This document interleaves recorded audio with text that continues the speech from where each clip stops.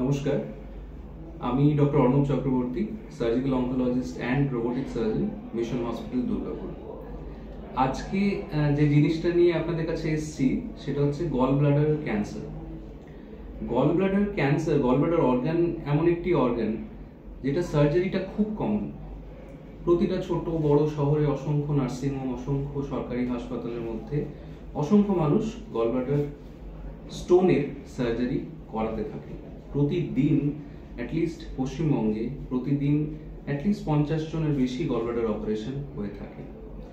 এবার gall bladder ক্যান্সারটা কি জিনিস? গল ব্লাডার ক্যান্সারে যদি আমি আসি, তাহলে যেটা ইন্ডিয়ান তথ্য, ইন্ডিয়ান ডেটা যেটা বলে, প্রতি বছর 35 থেকে 37 হাজার জন মানুষ গল ব্লাডার ক্যান্সারে ওভারঅল ইন্ডিয়াতে আক্রান্ত হন। এই সংখ্যাটা, এর মধ্যে ম্যাক্সিমাম সংখ্যা হচ্ছে ইন্ডো গ্যাঙ্গেটিক বেল্টের মধ্যে থাকা মানুষজনদের। তার মানে কি, গাঙ্গেয় উপত্যকার দুদিকে যারা বসবাস করেন তাদের মধ্যে দেখা গেছে গল ব্লাডার ক্যান্সার হওয়ার চান্সটা খুব বেশি। সেই কারণের জন্য পশ্চিমবঙ্গ, বিহার, ইউপি গ্যাঙ্গেটিক বেল্টের মধ্যে থাকা মানুষজনের মধ্যে গল ব্লাডার ক্যান্সারের পার্সেন্টেজটা অনেক বেশি। অ্যান্ড এই যে 35 জন বা 37 হাজার লোকের মধ্যে ক্যান্সারটা হলো, গল ব্লাডার ক্যান্সারটা, তার মধ্যে কিন্তু দেখা গেছে খুব দুঃখজনকভাবে অন্তত 20,000 মানুষ কিন্তু প্রতি বছর প্রাণ হারায়। এবার এই গল ব্লাডার ক্যান্সার কিভাবে প্রেজেন্ট করবে?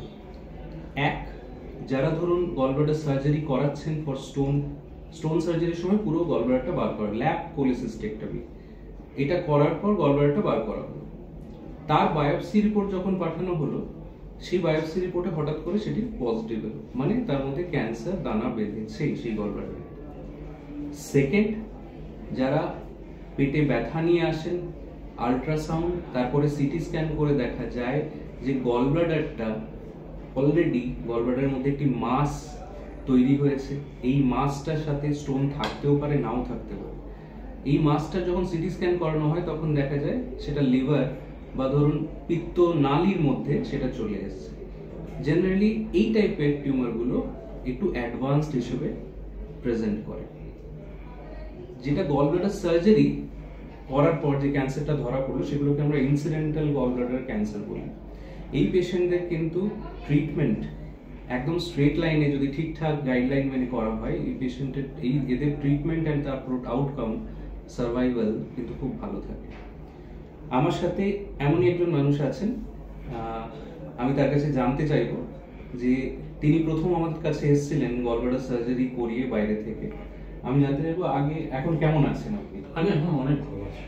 ইনি গল ব্লাডার সার্জারি বাইরে থেকে ফর স্টোন ডিজিজ করে আসার পর তার বায়োপসি রিপোর্ট পজিটিভ এসেছিল, অ্যান্ড তারপর এখানে কিছু পরীক্ষা নিরীক্ষা করার পর আমরা we went forward with gall bladder cancer surgery and তারপরে ওনার কেমোথেরাপি।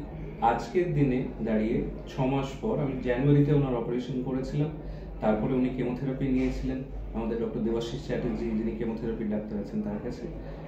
এখন কিন্তু উনি সম্পূর্ণ সুস্থ অবস্থায় আছেন। হ্যাঁ, এটা আমি বলতে পারি, উনি এখন ক্যান্সার ফ্রি অবস্থায় বাড়ি ফিরে যাচ্ছেন। আপনার কাছে আমি জানতে চাইবো, আপনি একদম প্রথমে আপনার কি সমস্যা হয়েছিল? প্রথমে আসলে প্রচন্ড গ্যাস হতো, পায়খানাটা পরিষ্কার হতো না, 3-4 বার করে পায়খানা হতো, এবং পায়খানা ধরে রাখতে পারতাম না।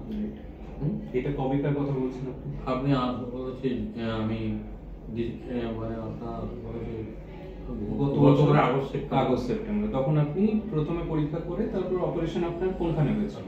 আমার আদালতে যে হয়েছিল চেন্নাই হয়েছিল, অ্যাপোলোতে। চেন্নাই অ্যাপোলোতে ওনার গল ব্লাডার অপারেশন হয়, ল্যাপারোস্কোপিক অপারেশন হয়েছিল, দিয়ে পুরো গল ব্লাডারটা বাদ দেওয়া হয়। এই গল ব্লাডারটা যখন পরীক্ষা করা হয় তখন তার মধ্যে ক্যান্সারের জীবাণু পাওয়া যায়। এই সমস্ত রিপোর্ট নিয়ে উনি ওখানেও দেখান, তারপর ফিরে এসে আমাকে এখানে দেখান। তারপর আমরা একটা সিটি স্ক্যান করতে দিই, কিছু ব্লাড টেস্ট আপনাকে করতে দিই। সিটি স্ক্যান পেটে এবং বুকের 2 জায়গায় ছড়িয়ে কোনো জিনিস আছে কিনা সেটা দেখার জন্য। তারপর আমরা ডিসিশন নিই ফর সার্জারি। প্রথম দিকে আপনার তখন কি মনে হয়েছিল যখন এই ডায়াগনোসিসটা এলো, বায়োপসিটা আপনার হয়েছিল?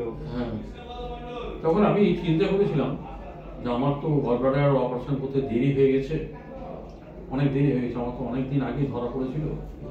তারপর আমি একবার চেন্নাই এতে হার্নিয়া অপারেশন করতে গেছিলাম, তখন বললাম যে ঘর ভাড়াটা শুধু করিয়ে দেন, কিন্তু উনি রাজি হননি। তখন চেন্নাই রাজি হয়নি গলব্লাডার অপারেশন করার জন্য, হ্যাঁ।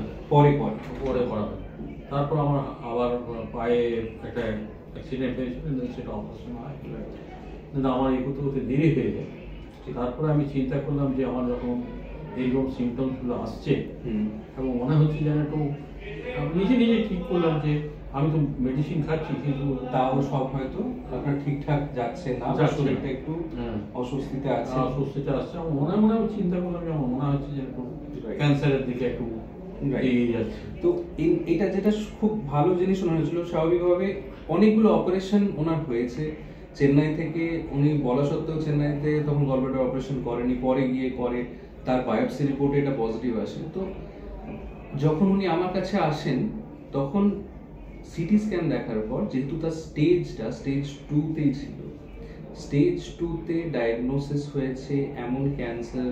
আমরা যখন অপারেট করি গলব্লাডার ক্যান্সার, এই অপারেশনের সময় পিত্তথলির যে অবশিষ্ট পার্টটুকু থাকে সেটা বাদ দেওয়া হয়। লিভারের একটা চাঙ্ক, মোর দেন 3 সেন্টিমিটার জায়গা জুড়ে লিভারের একটা এরিয়া বাদ দেওয়া হয়, পিত্ত নালীটা বাদ দেওয়া হয়। একটা 4-4.5 ঘন্টার অপারেশনের পর উনি খুব সম্ভবত 5 দিনের মাথায় হয়তো উনি ছুটি পেয়ে গেছিলেন। এই রিপোর্টে ওনার আসে স্টেজ 2 এর গলব্লাডার ক্যান্সার, এবং তারপর ওনাকে আমরা কেমোথেরাপি দিই। কেমোথেরাপি আপনার কটা হচ্ছে?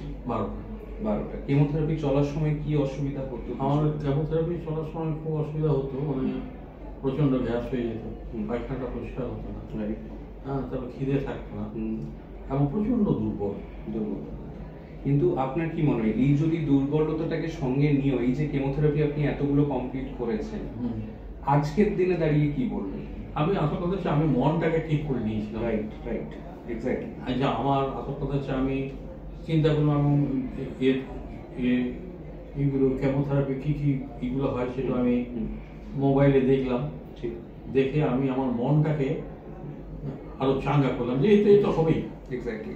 তার মানে কেমোথেরাপি যাই সাইড এফেক্ট থাকুক, যদি মানসিকভাবে আপনি স্ট্রং থাকেন, আপনার পাশে ডাক্তারবাবুরা, আপনার ফ্যামিলি মেম্বাররা, আপনার চারিদিকের যে গোষ্ঠী আছে সেই গোষ্ঠী যদি স্ট্রং থাকে, তাহলে এই ট্রিটমেন্টটা কমপ্লিট করাটা পসিবল। অ্যান্ড এই ট্রিটমেন্ট যেটা ইনক্লুড করছে সার্জারি অ্যান্ড কেমোথেরাপি, এটা কমপ্লিট করে একটা মানুষের সুস্থ হওয়াটা কিন্তু সম্ভব। সুতরাং ক্যান্সার হ্যাজ নো আনসার এই কথাটা ঠিক নয়। আপনাকে সঠিক সময়ে সঠিক ডাক্তারবাবুর সাথে কথা বলতে হবে। অ্যান্ড এটার জন্য কখনো যদি ডায়াগনোসিস হয়, আমি ওনার কাছে জানতে চাইবো, ডায়াগনোসিস হওয়ার পাশে যেখানেই ডায়াগনোসিস হোক না কেন, এটার জন্য ছোটাছুটি করার কোনো দরকার নেই। আমি বাইরের প্রভিন্সে গেলেই ঠিকঠাক ট্রিটমেন্ট পাবো, সেটা কিন্তু কোনো রকম দিব্যি দেওয়া নেই। এইটা যখনই ডায়াগনোসিস হবে, তারপরে একটা সিরিয়াল টেস্টের মাধ্যমে 1 সপ্তাহের মধ্যে এটা প্রমাণিত হয়ে যাবে আপনার স্টেজ কি আছে, আপনার ট্রিটমেন্ট অপশনস কি আছে, তারপরে সেই ট্রিটমেন্ট অপশনে আমরা ঢুকে যাবো। তো এটা আপনার কি মনে হয়, মানে এটা নিয়ে ছোটাছুটি করাটা মানুষ যে করে, এটা কতটা? না, এটা ছোটাছুটি করাটা ঠিক নয়। এবং আমি যেটা করলাম, যে আমরা যখন চেন্নাই ধরা পড়ে গেল, তারপরের দিন ট্রেনের টিকিট আছে, তারপরে ছেলে তো খুব ভেঙে পড়লো, বলছে এই ব্যাপার। আমি তুই চিন্তা করছিস তো, আমার এমন কিছু হয়নি। ঠিক, আমার এমন কিছু হয়নি, আমার মেন্টাল স্ট্রেংথটা, হ্যাঁ, আমার খুব একটা ইয়ে আছে। এবং আসল কথা হচ্ছে যাক, এর মাধ্যমে আমরা আসল কথা হচ্ছে মিশনে যোগাযোগ করে ফেললাম ওখান থেকে। এবং যোগাযোগ করার পরে আমরা আশ্বাস পেয়ে গেলাম যে আমাদের ট্রিটমেন্টের একটা বিরাট এইটাই আমি বলতে চাইবো, যে যদি কখনো ডায়াগনোসিস হয়, অহেতুক ছোটাছুটি করবেন না। যে মানুষটা প্রপার অনকোলজিস্ট, যে মানুষটা এতদিন টাটা মেডিকেল সেন্টার বা দিল্লি রাজীব গান্ধী বা নাম করা ক্যান্সার হসপিটালের সাথে যুক্ত ছিল, সেই মানুষগুলোকে যখন আপনারা মিশন হসপিটালের মতো জায়গাতে পাচ্ছেন, ছোটাছুটি করে টাইম নষ্ট করার কোনো চেষ্টা করবেন না। কারণ ক্যান্সার কখনো থেমে থাকবে না, ক্যান্সার বাড়বে। এই ক্যান্সার যদি বেড়ে যায়, অ্যাডভান্স স্টেজে গিয়ে ট্রিটমেন্ট করাটা মুশকিল হয়ে পড়ে। আর্লি স্টেজে ক্যান্সার ইজ কিউরেবল। গলব্লাডার ক্যান্সারের মতো মারণ রোগেও পুরোটা কিওর হয়ে যেতে পারে। A patient can be cured of gallbladder cancer if treated properly and early. নমস্কার।